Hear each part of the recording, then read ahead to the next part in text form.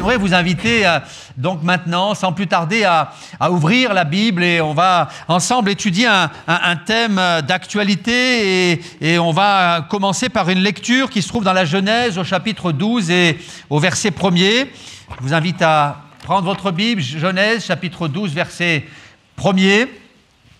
Voilà ce que je lis. L'Éternel dit à Abraham, « Va-t'en de ton pays, de ta patrie, de la maison de ton père, dans le pays que je te montrerai. Je ferai de toi une grande nation, et je te bénirai. Je rendrai ton nom grand, et tu seras une source de bénédiction. Je bénirai ceux qui te béniront, et je maudirai ceux qui te maudiront.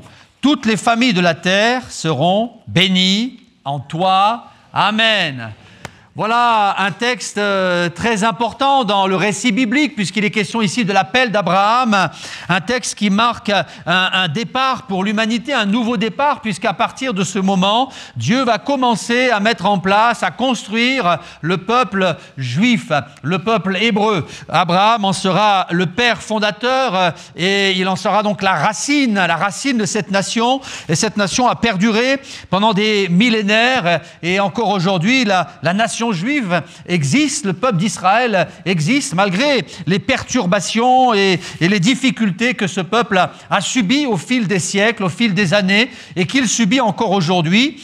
Et j'ai eu à cœur de parler donc de ce peuple, le peuple hébreu, le peuple juif dont la Bible parle et dont on parle beaucoup aujourd'hui dans l'actualité. Et le thème de mon message sera donc le suivant: quel regard doit-on porter sur le peuple juif? Vous avez remarqué en surfant sur les réseaux, en allant sur les chaînes d'information qu'il est souvent question de ce peuple. Aujourd'hui, on parle de la nation d'Israël. Le conflit israélo-palestinien occupe l'esprit de tous les journalistes et dans toutes les bouches, sous toutes les plumes, et génère des prises de position intempestives. Il y a les pour, il y a les contre, il y a ceux qui déversent leur haine et on en fait les frais lorsqu'on ouvre les réseaux sociaux.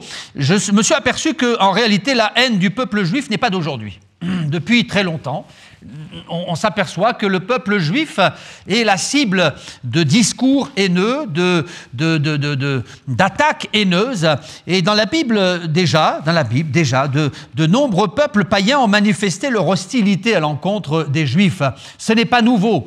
Dès le récit biblique, on découvre cette hostilité. Dans l'Exode au chapitre 2, Pharaon va tenter d'éliminer les Hébreux en ordonnant aux sages-femmes de tuer tous les nouveau-nés. Mais ce sera peine perdue. Dieu va susciter 2 femmes de Dieu qui vont avoir la crainte de l'Éternel et qui vont refuser d'avorter les femmes juives.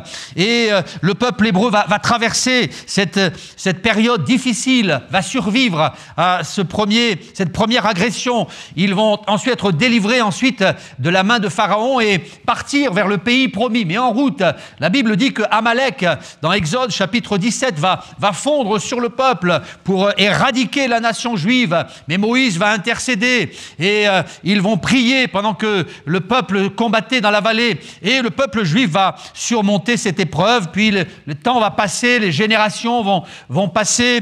Et vient l'histoire de Esther. On découvre dans le livre d'Esther un homme absolument abject, Haman, l'un des plus hauts fonctionnaires du roi perse Assuérus, qui va organiser un pogrom à l'encontre des Juifs. Mais la Bible dit que Mardoché va prévenir la reine Esther qui va décréter un jeûne national. Pendant 3 jours, on va invoquer l'Éternel et Dieu va épargner son peuple. Et c'est Haman qui va être pendu à la potence qui avait été dressée pour Mardoché.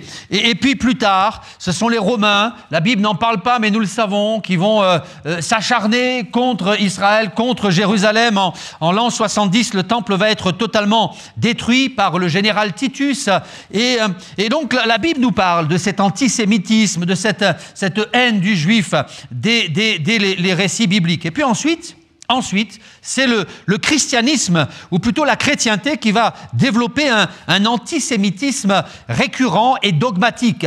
Dogmatique parce que les pères de l'Église, pour certains d'entre eux en tout cas, vont coucher sur le papier une doctrine, des propos, des écrits qui vont être particulièrement tendancieux, et pour d'autres, ils seront très clairs, et il y aura là une sorte de lame de fond à l'encontre du peuple juif.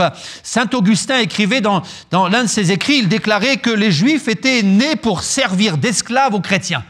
Et déjà, nous voyons dans ses écrits que pour Saint Augustin, qui fait partie des pères de l'Église, les Juifs étaient en quelque sorte une race inférieure.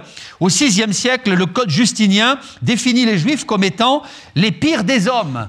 Et on stigmatise ce peuple à nouveau. Saint Jean Chrysostome écrivait: écoutez bien parce que c'est très édifiant, les Juifs sont un peuple de chiens dont les âmes sont habitées par le démon, et selon lui, leur synagogue était une demeure de Satan. Et on est surpris, on est étonné de lire sous la plume de ces hommes qui se disaient chrétiens, une telle haine à l'encontre de ce peuple qui, je le dis sans tarder, était, est et sera le peuple de Dieu. Un peuple qui bénéficie de l'amour de Dieu, de la protection et de la bienveillance du Dieu de la Bible. Pour Grégoire de Nice, les Juifs étaient une race de vipères. Et j'arrête ici cette liste des pères de l'Église. Mais ces hommes ont véhiculé des théories et des prises de position qui ont nourri le mépris des Juifs et l'antisémitisme au fil des siècles. Il y a deux théories, des théories que l'on connaît, que vous connaissez, qui sont très connues généralement. La première, c'est la théorie du déicide. Vous avez entendu parler de cette théorie. Le déicide, c'est cette théorie qui consiste à dire que, en réalité, les Juifs seraient responsables de la mort de Jésus. Les Juifs ont tué Jésus, ont tué le Fils de Dieu, ils ont tué leur propre Dieu.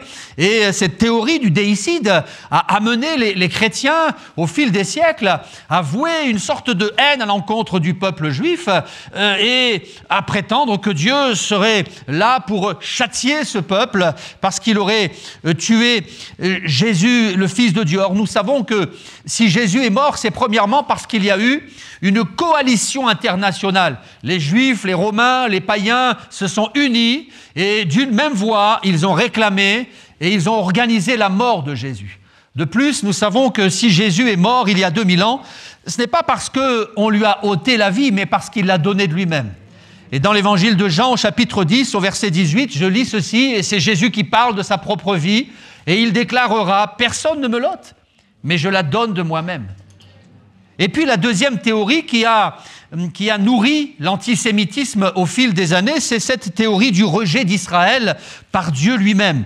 Dieu aurait, selon cette théorie, rejeté son peuple, et de nombreux théologiens chrétiens de l'Église donc auraient promulgué cette doctrine. Dieu aurait rejeté son peuple, le peuple d'Israël, et en réalité, l'Église aurait pris la place du peuple d'Israël.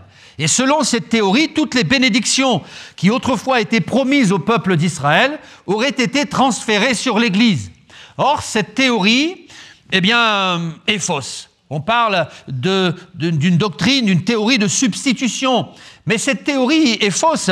Les promesses que Dieu, et les prophéties adressées à Israël, les promesses que Dieu a faites pour son peuple d'Israël sont toujours d'actualité. Elles ne sont pas obsolètes. Elles ne sont pas obsolètes. Les promesses de Dieu pour Israël demeurent. D'ailleurs, l'une des prophéties, l'une des plus belles prophéties, l'une des plus belles promesses de Dieu adressée à son peuple d'Israël, nous la trouvons dans Ézéchiel 37. Dans ce beau chapitre d'Ézéchiel 37, le prophète découvre une vallée desséchée, avec des eaux desséchées. Et là, Dieu lui dit, mais ces eaux pourront-ils revivre? Le prophète de répondre, mais tu le sais, Seigneur. Et là, Dieu lui demande de prophétiser, et Ézéchiel prophétise. Esprit des 4 vents, souffle des 4 vents, et soudain, il y a un bruit qui se fait entendre, et les eaux commencent à frémir, à trembler, à bouger, puis à se rassembler. Et puis l'Esprit de Dieu agit, et La Bible dit que la chair apparaît, les nerfs apparaissent, la peau apparaît, et puis l'esprit se met à souffler, et ces ossements desséchés deviennent une armée nombreuse, très nombreuse. Et Dieu, à ce moment-là, fait une promesse. Dans Ézéchiel 37, Dieu déclare ceci, et c'est l'une des plus belles promesses que Dieu adresse à son peuple, le peuple d'Israël. Et il dit ceci, écoutez ce texte dans Ézéchiel chapitre 37, et je lis à partir du verset 21. « Ainsi parle le Seigneur l'Éternel, voici, je prendrai les enfants d'Israël du milieu des nations où ils sont allés. Je les rassemblerai de toutes parts et je les ramènerai dans leur pays.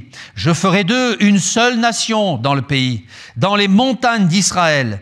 Ils auront tous un même roi et ils ne formeront plus deux nations et ne seront plus divisés en deux royaumes. » Dieu annonce un temps où il allait rassembler tous les Juifs de la diaspora pour recréer cette nation d'Israël.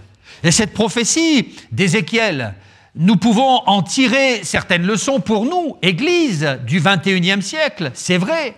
Mais en réalité, l'annonce faite par le prophète concerne encore et toujours Israël. D'ailleurs, nous avons assisté, pour les plus anciens en tout cas, à l'accomplissement de cette prophétie.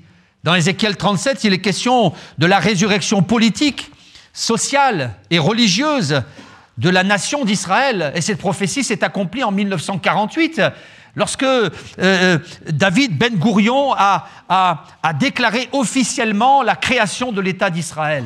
On n'y croyait pas, et pourtant, c'est arrivé.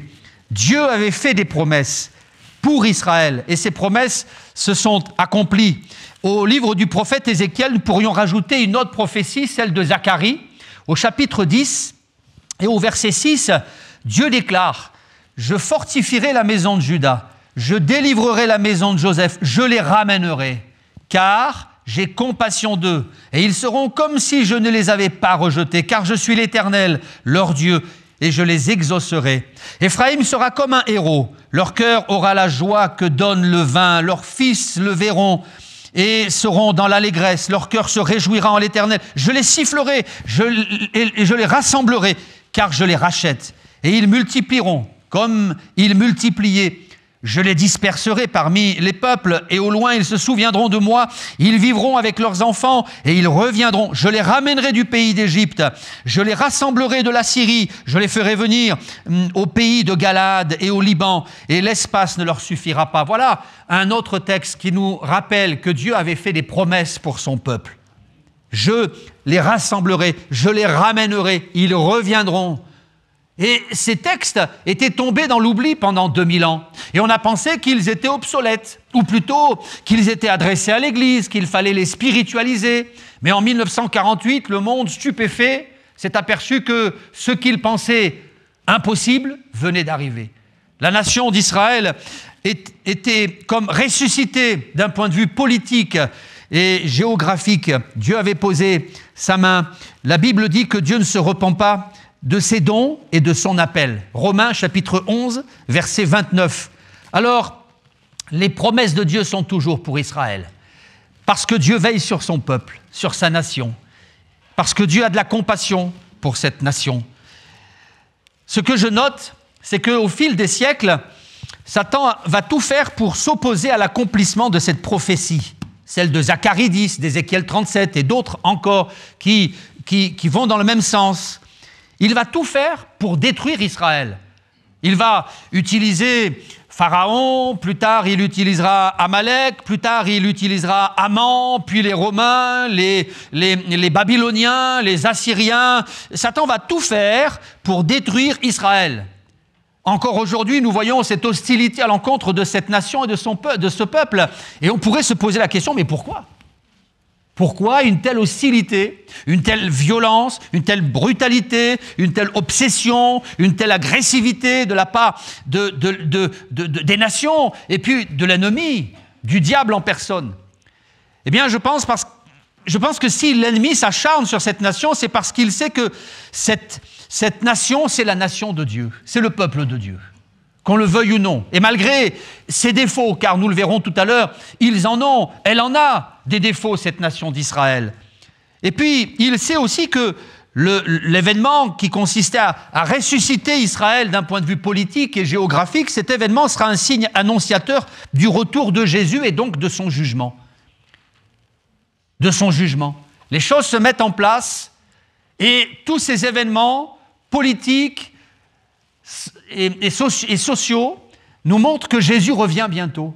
Et le retour de Jésus annonce aussi la défaite du diable et son jugement. Voilà les deux raisons pour lesquelles le diable s'est toujours opposé à la reconstruction de la nation d'Israël. Parce qu'il déteste Dieu et son peuple, et parce qu'il sait aussi que cette reconstruction va annoncer le retour de Jésus. Est-ce que vous savez que Jésus revient bientôt ? Il revient, nous le savons, et nous allons lire tout à l'heure quelques textes à ce sujet.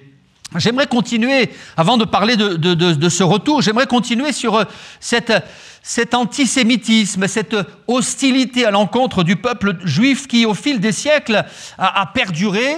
Et au fil des siècles, il y a eu toutes sortes d'affabulations et de discours mensongers qui ont déclenché des vagues de persécution à l'encontre des Juifs. J'en ai noté quelques-unes de ces affabulations, des légendes sorties tout droit de l'imagination de certains personnages qui vouaient une haine véritable et féroce à l'encontre des Juifs. Selon les légendes populaires, par le passé, les Juifs avaient coutume de sacrifier des enfants dans leur synagogue. Voilà ce qu'on racontait au Moyen-Âge. Et cette légende a déclenché une vague de persécution à l'encontre des Juifs. Selon certaines légendes, les Juifs avaient coutume de profaner les hosties et les crucifix. Et donc les chrétiens de l'époque vouaient une haine féroce à l'encontre de ces Juifs qui en voulaient au christianisme. Et puis, on racontait aussi qu'ils avaient besoin du sang des chrétiens pour préparer leur pain azime. Alors, ces mensonges qui circulaient à l'époque du Moyen-Âge ont été l'occasion pour beaucoup d'ennemis du peuple juif de passer à l'acte et de proférer non seulement des insultes, de les malmener, mais aussi parfois de commettre des crimes odieux à l'encontre de ce peuple.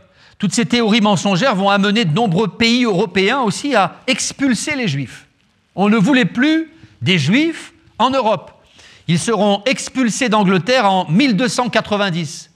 Ils seront expulsés de France en 1394. Expulsés d'Espagne en 1492. Expulsés du Portugal en 1496. Et je m'arrête ici pour vous montrer que les Juifs seront, au fil des siècles, stigmatisés, pourchassés, humiliés, marginalisés. On va les spolier. Ils souffriront de nombreuses discriminations, tout simplement parce qu'ils étaient juifs. En 1321, une légende va surgir brutalement en Aquitaine. Les Juifs auraient empoisonné les puits et les sources d'eau pour tuer les chrétiens. Et Philippe V va prendre des mesures anti-juives radicales pour punir les Juifs et pour les réprimer violemment.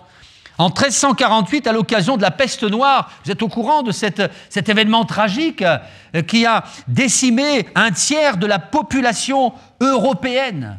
Un tiers de la population européenne va mourir de la peste noire. Et à cette époque, les Juifs seront tenus pour responsables de cette épidémie. Ils vont servir de bouc émissaire et des communautés entières de Juifs seront massacrés par la population effrayée et fanatisée.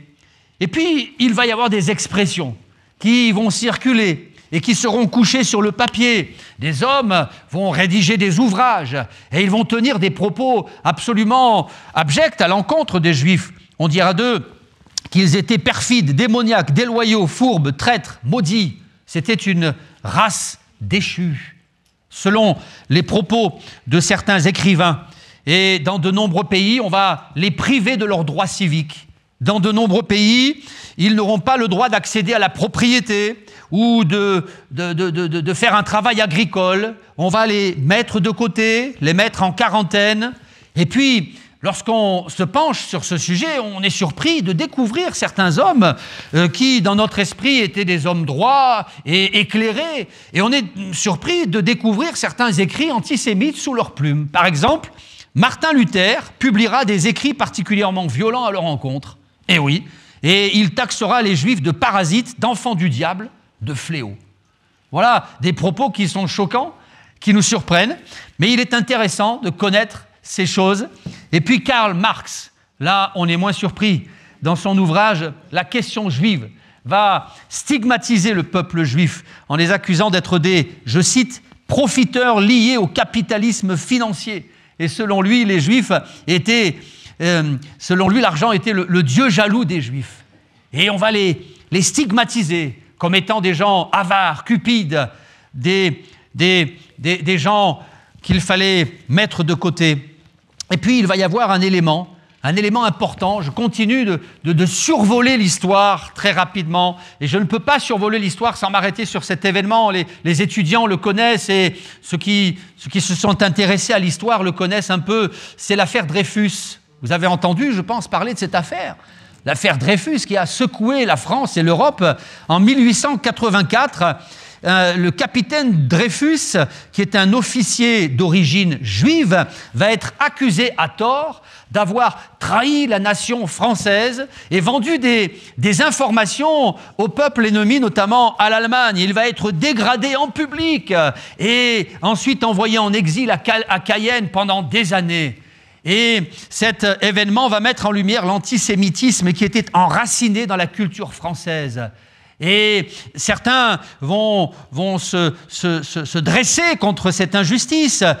Notamment, Émile Zola va écrire dans l'un de ses écrits, il va s'adresser au président de la République de l'époque, et on connaît tous le titre de cet écrit, « J'accuse ».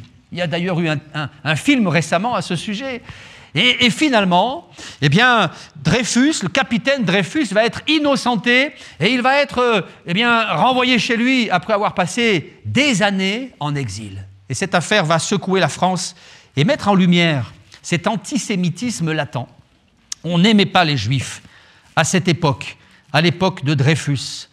Peu de temps après, il va y avoir un homme qui va être un élément majeur pour la reconstruction de la nation d'Israël. Cet homme, vous en avez probablement entendu parler aussi, c'est Théodore Herzl. Peut-être que certains, je pense, oui, en ont entendu parler. Théodore Herzl était un avant-gardiste. Et lorsqu'il entre en scène, eh bien cet homme, ce journaliste d'origine juive, cet homme a un rêve. Il écrit un livre qui s'appelle « L'État des Juifs » et il organise le premier congrès international sioniste à Bâle en 1897. Alors ça paraît loin, mais cet événement, c'est un événement majeur parce que ce jour-là, les Juifs du monde entier se sont pris à rêver. Et si les théories de Théodore Herzl pouvaient être vraies, et si nous pouvions enfin avoir une terre qui nous appartienne. Et lors de cette conférence, à Bâle, en 1897, eh bien, Théodore Herzl va militer pour que les Juifs aient enfin une terre qui leur appartienne. Un asile où ils pourraient se retrouver. Et il sera le précurseur d'un grand mouvement, le mouvement sioniste qui ramènera les Juifs du monde entier en Palestine. La Palestine. D'ailleurs, je précise ce matin, parce que c'est important de le dire et de le rappeler, que la Palestine, en réalité, c'est le nom que l'on donne à cette terre que la Bible appelle la terre promise. Mais promise par qui? Promise par le Dieu de la Bible. Et promise à qui? Eh bien, promise aux Juifs, aux descendants d'Abraham, Isaac, Jacob, les 12 tribus. Et je note qu'en réalité, cette terre promise, la terre de Palestine, la terre de Canaan, a été habitée par les Juifs pendant des centaines et pendant des milliers d'années. En réalité, cette terre avait été promise à Abraham il y a 3500 ans. Donc, nous pouvons dire, en prenant la Bible pour appui, que cette terre d'Israël appartient aux Juifs. Ils l'ont habitée pendant des milliers d'années, avant d'être victimes de pogroms, de persécutions et d'être contraints de se disperser.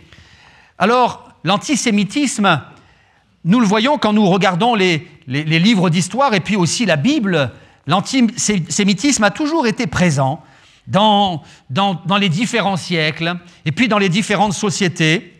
En Europe, les Juifs seront mis à l'index dans de nombreux pays. En Roumanie, par exemple, au début du XXe siècle, c'est pas si loin de nous, finalement. C'était il y a 100 ans. Les Juifs étaient exclus de certains corps de métier comme la magistrature, l'enseignement, l'administration, la médecine, l'agriculture. Ils seront considérés dans ce pays, en Roumanie, comme des étrangers et ils n'avaient pas de citoyenneté. Voilà ce que l'on pensait des Juifs. Voilà comment étaient considérés les Juifs il y a un siècle, au début du XXe siècle en Roumanie. Et puis en 1886, dans ce pays, un congrès antisémite a préconisé l'expulsion des Juifs de Roumanie. Suite à ce congrès antisémite, 90 000 Juifs se sont exilés aux États-Unis, en Europe et en Palestine. C'était il n'y a pas si longtemps. Alors il y a la Roumanie, il y a la Russie. Et les historiens sont d'accord pour dire qu'il y a eu aussi en Russie des pogroms abjects à l'encontre des Juifs. Par exemple, lorsque le tsar Alexandre III a été assassiné, il y a eu là comme une vague de violence qui a été déclenchée pendant plusieurs années, de 1881 à 1883, pendant 2 ans. On s'est livré à des pillages, on s'est livré à des massacres, on a brûlé les synagogues, brûlé les magasins et les maisons des Juifs, on les a spoliés, on a incendié des magasins, on a violé les femmes juives, on a tué des Juifs parce qu'on pensait qu'ils étaient responsables de la mort du tsar. Et à cette époque apparaît une expression qu'on utilise encore aujourd'hui, c'est l'expression pogrom. Pogrom, c'est un mot d'origine juive, russe. Ce mot pogrom est constitué de 2 petits mots. Po, c'est entièrement, et gromi, c'est détruire. Il fallait détruire entièrement les Juifs de Russie. Et ça a donné naissance à ce mot pogrom. Pogrom est donc un mot d'origine russe et les historiens ont comptabilisé le nombre de Juifs qui se sont exilés, qui ont quitté la Russie en 30 ans. Il n'y en aurait pas moins de 2,5 millions. Et ils se seraient exilés aux États-Unis. Alors en Roumanie, en Russie, et puis on ne peut pas parler de ces pays qui ont combattu les Juifs sans parler de l'Allemagne. L'Allemagne a été profondément marquée par l'antisémitisme. L'avènement d'Hitler va provoquer la Shoah et c'est 6 millions de morts dans le cadre de la solution finale. Lorsqu'on étudie, qu'on se penche sur ces événements, les érudits et les spécialistes en histoire le diront mieux que moi certainement. Il y a eu un élément marquant. Un événement marquant dans la propagande nazie à cette époque, c'est cette nuit qu'on a appelée la nuit de cristal. Vous avez entendu parler de la nuit de cristal? Les étudiants en entendent parler de cet événement tragique qui a déclenché une persécution abjecte à l'encontre des Juifs. Le 9 novembre 1938, il y a 85 ans, pratiquement jour pour jour, 119 synagogues seront incendiées. 7500 magasins juifs seront détruits, des dizaines de juifs seront assassinés. Et ce sera le point de départ d'une grande persécution à l'encontre des juifs allemands. Et nous savons ce que ça a donné. Et puis le temps a passé, et nous ne pouvons pas parler de cette hostilité à l'encontre du peuple juif sans parler des peuples arabes, qui eux aussi ont développé une haine farouche contre les juifs. Les peuples arabes ont souvent fait la guerre contre Israël. Pour ceux qui étaient nés, vous vous souvenez qu'en 1967, il y a eu la guerre des 6 jours. Et à cette occasion, Nasser a fait une déclaration. Ce grand homme de guerre déclarera « Ce sera la guerre à outrance et notre but, c'est la destruction d'Israël. » Il voulait détruire la nation juive, la nation d'Israël. Et puis en 2006, c'est encore un élément que j'aimerais vous apporter, il y a eu lors de la conférence antisioniste à Téhéran une déclaration qui sera rédigée à l'issue de cette conférence, et elle sera rédigée en ces termes: « Israël n'a pas le droit à l'existence, ni légalement, ni légitimement. » Voilà ce que l'on déclarera à l'issue de cette conférence antisioniste en Iran, à Téhéran, en 2006.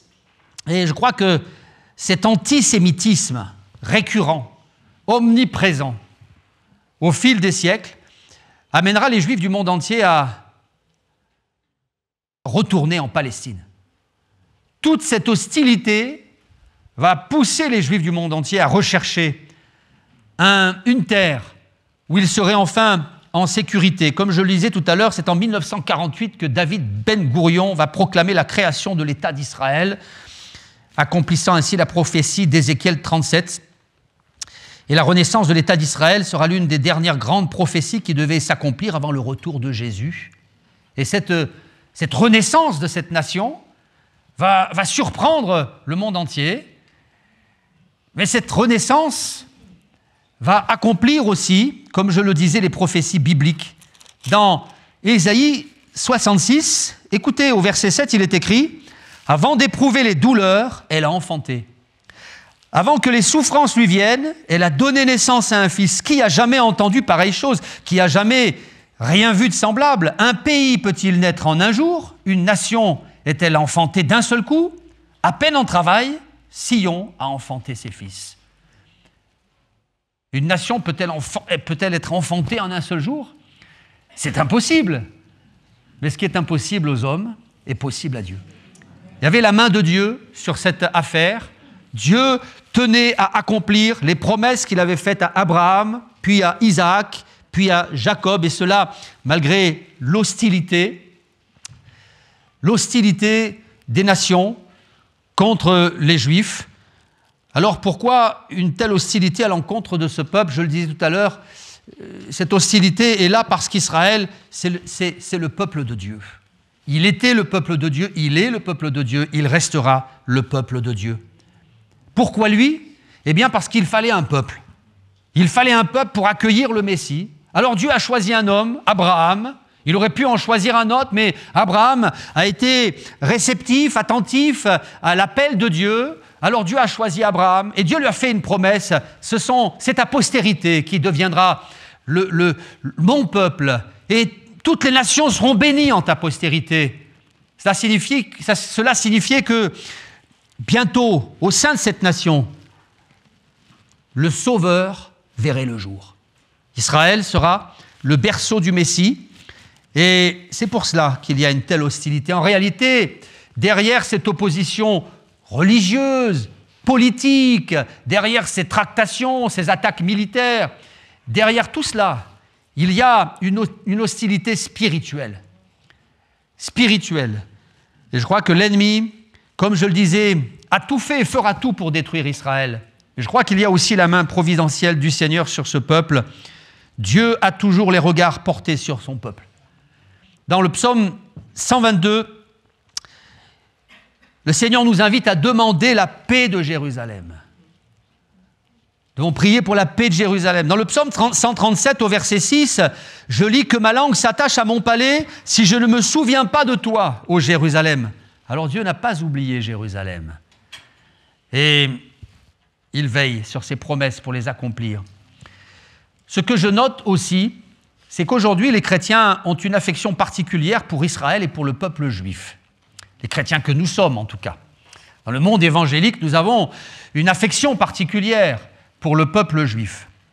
Et je pense que nous avons raison d'aimer le peuple juif, de prier pour le peuple juif. Mais cela ne doit pas nous amener à faire quelques erreurs. Cela ne signifie pas que nous devons valider la politique du gouvernement israélien. Nous ne verserons pas dans la politique. Nous aimons la nation, nous aimons les Juifs, parce que c'est le peuple de Dieu. Mais cela ne signifie pas que nous validons toutes les décisions prises par les différents gouvernements qui se sont succédés au fil des décennies. Devons-nous garder d'avoir une vision manichéenne? Une vision manichéenne, c'est une vision qui consiste à dire il y a le bien d'un côté et le mal de l'autre. Il y a les gentils d'un côté et les méchants de l'autre. Je pense que quand on se penche sur l'actualité, sur les tenants et les aboutissants, sur les tractations politiques internationales, on s'aperçoit que tout n'est pas si simple. Il n'y a pas les méchants à droite, les gentils à gauche ou l'inverse. N'ayons pas une vision trop manichéenne. Le monde voudrait nous pousser à prendre position. Mais je crois que les choses sont très compliquées. Nous aimons le peuple juif, nous aimons la nation d'Israël et nous prions pour que Dieu accorde la paix à Jérusalem. Mais cela ne signifie pas que nous nous réjouissons des victimes palestiniennes. On ne peut pas applaudir et se réjouir en voyant les morts, quelle que soit leur couleur de peau ou leur religion. Nous ne pouvons pas nous réjouir de voir le peuple d'Israël subir cette attaque terroriste absolument abjecte, avec des hommes, des femmes, des enfants broyés, décapités, violés. Nous ne pouvons pas nous réjouir de cela. Nous ne pouvons pas non plus nous réjouir de voir des enfants mourir, des adultes mourir en Palestine. Nous sommes horrifiés devant ces choses. Et si nous aimons les Juifs, nous aimons aussi les Palestiniens. Pourquoi est-ce que nous aimons les Palestiniens? Parce que Dieu les aime. Eh oui. Et pourquoi Dieu aime les Palestiniens? Parce que Dieu aime tous les hommes. Ça, c'est la bonne nouvelle de l'Évangile. Dieu aime Israël, Dieu aime les Juifs, Dieu aime les Palestiniens, Dieu aime les Polonais, les Australiens, les Français que nous sommes. Et merci Seigneur. Merci Seigneur. Dans 1 Timothée chapitre 2, verset 4, Dieu veut que tous les hommes soient sauvés et parviennent à la connaissance de la vérité. Tous les hommes. L'Évangile, c'est pour tous. La bonne nouvelle, c'est pour tous. Dans la première épître de Jean, au chapitre 2, au verset 2, il est écrit de Jésus, il est lui-même la victime expiatoire pour nos péchés, non seulement pour les nôtres, mais aussi pour ceux du monde entier. Il est mort pour le monde entier. Et pour tous les hommes, quelle que soit leur conviction, quel que soit leur degré de violence, de barbarie, devons prier pour la conversion de ces hommes, quel que soit le bord auquel ils appartiennent. Et puis on ne peut pas parler de l'amour de Dieu universel, intemporel, sans citer Jean 3,16. Vous vous en souvenez, j'espère? Oui. Car Dieu a tant aimé, il a tant aimé qu'il est français. On peut dire les Français quand même, hein? Dieu a tant aimé les Français, oui, mais pas que. Dieu a tant aimé, oui, comme je le disais, les Polonais, les Australiens, il a tant aimé le monde. Dieu a tant aimé le monde qu'il a donné son Fils unique afin que quiconque croit en lui ne périsse pas, mais qu'il ait la vie éternelle. Et à l'heure où je parle, Dieu aime le monde et Dieu pleure plus que vous et moi. Dieu a le cœur déchiré en voyant toutes ces choses. Je continuerai en disant que tous ces événements auxquels nous assistons annoncent l'imminence du retour de Jésus. Je crois que Jésus revient. On le sait, on le dit, on le prêche et on veut encore le prêcher. Jésus revient, l'heure de son retour approche. Je crois que nous sommes les ouvriers de la 11e heure. Connaissez la parabole de la 11e heure? Le maître se lève le matin et il appelle des hommes pour aller travailler dans son champ. C'est tôt le matin au champ du coq et puis il revient dans le milieu de la matinée, il en appelle d'autres et puis dans l'après-midi, il en appelle d'autres et puis voilà qu'il sort à la fin de l'après-midi. C'est la 11e heure, c'est-à-dire 17 heures, 5 heures de l'après-midi. Et là, il appelle encore des gens qui sont là, qui traînent sur la place publique et il les envoie au travail. Et ils n'ont pas commencé à travailler que déjà, c'est la fin de la journée. Et c'est le moment du salaire. Je crois que nous sommes, nous, chrétiens du 21e siècle, les ouvriers de la 11e heure. Encore un peu de temps, Hébreux 10, 37, et celui qui doit venir viendra, il ne tardera pas. Apocalypse 22, verset 20, celui qui atteste ces choses dit « Oui, je viens bientôt ». Jésus dit « Oui, je viens bientôt ». C'est l'un des derniers versets de la Bible. Apocalypse 22, 20, celui qui atteste ces choses dit « Oui, je viens bientôt ». Le mot « bientôt »,